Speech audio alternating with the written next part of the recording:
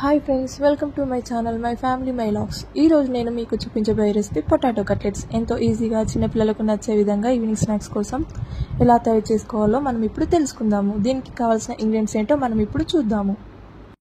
ముందుగా 4 ఆలుగడ్డలను ఉడికించి పేస్ట్గా చేసి రెడీగా పెట్టుకోవాలి. ఒక క్యారెట్ తురుముగా చేసి పెట్టుకోవాలి. ఆ తర్వాత కొంచెం బ్రెడ్ పౌడర్, ఉల్లిగడ్డ ముక్కలు చిన్నగా తరిగి పెట్టుకోవాలి. సన్నని అటుకులను పౌడర్గా చేసి పెట్టుకోవాలి. 4 మిరపకాయలను చిన్నగా కట్ చేసి పెట్టుకోవాలి. ఆ తర్వాత కొంచెం కొత్తిమీర రెడీగా ఉంచుకోవాలి. ముందుగా ఒక బౌల్ తీసుకొని అందులో పొటాటో పేస్ట్ని వేసుకోవాలి.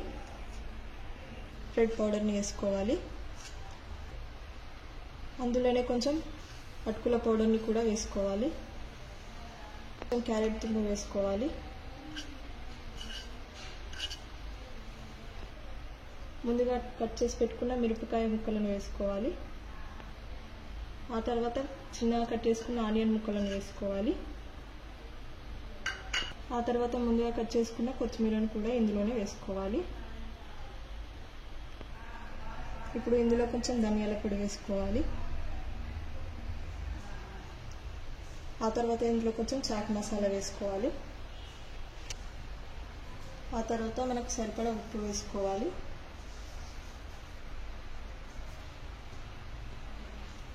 అందులోనే కొంచెం అల్లం వెల్లుల్లి పేస్ట్ వేసుకోవాలి.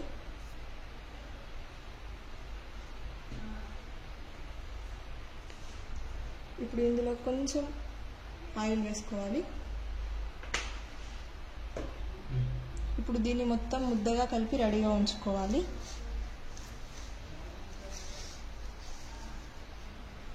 దీన్ని మెత్తగా కలుపుకోవాలి.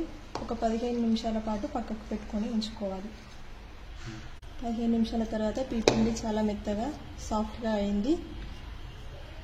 ముందుగా మనం కొంచెం చేతికి నూనె రాసుకొని ఇందులో కొంచెం పిండి తీసుకొని మనకి నచ్చిన షేప్లో చేసి పెట్టుకోవాలి. కట్లెట్ లాగా, అది రౌండ్ షేప్ అయినా సరే, రెక్టాంగిల్ అయినా సరే, లడ్డు లాగా అయినా సరే. ఇలా చేసుకున్న తర్వాత ఈ ప్లేట్లో ఇది కొంచెం గోధుమ పిండి, వాటర్ కలిపిన పిండి ఇందులో కొంచెం డిప్ వేసుకోవాలి.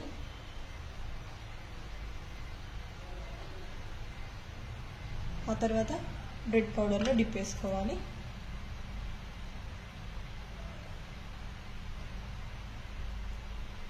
డిప్ చేసుకొని ఒక ప్లేట్లో పెట్టించుకోవాలి.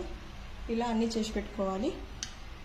మనం మిక్స్ చేసుకున్న మొత్తం పిండిని ఇలా కట్లెట్స్లా చేసుకొని బ్రెడ్ పౌడర్లో డిప్ చేసి 1 అవర్ నుంచి 2 అవర్స్ పాటు ఫ్రిడ్జ్లో పెట్టుకోవాలి. ఆ తర్వాత డీప్ ఫ్రై చేసుకోవాలి. 2 గంటలు అయితే అయిపోయినాయండి. ఇప్పుడు మనము ఫ్రై చేసుకుందాం వీటిని. ఇప్పుడు ఒక ప్యాన్లో మనం సరిపడా ఆయిల్ పోసుకోవాలి. ఆయిల్ బాగా వేడి కాకూడదు, నార్మల్గా వేడైతే సరిపోతుంది, లేదంటే కట్లెట్ మాడిపోతుంది. ఆయిల్ అయితే వేడైపోయిందండి. ఇప్పుడు మనం ముందుగా రెడీ చేసుకున్న కట్లెట్స్ని ఇందులో వేసుకున్నాము.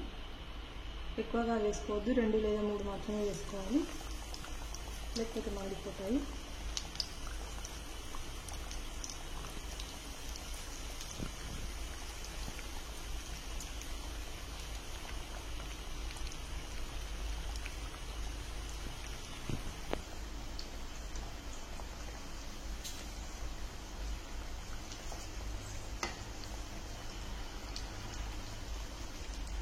ఇప్పుడు ఇలా బ్రౌన్ కలర్ వచ్చాక మనం బయటకు తీసుకోవాలి.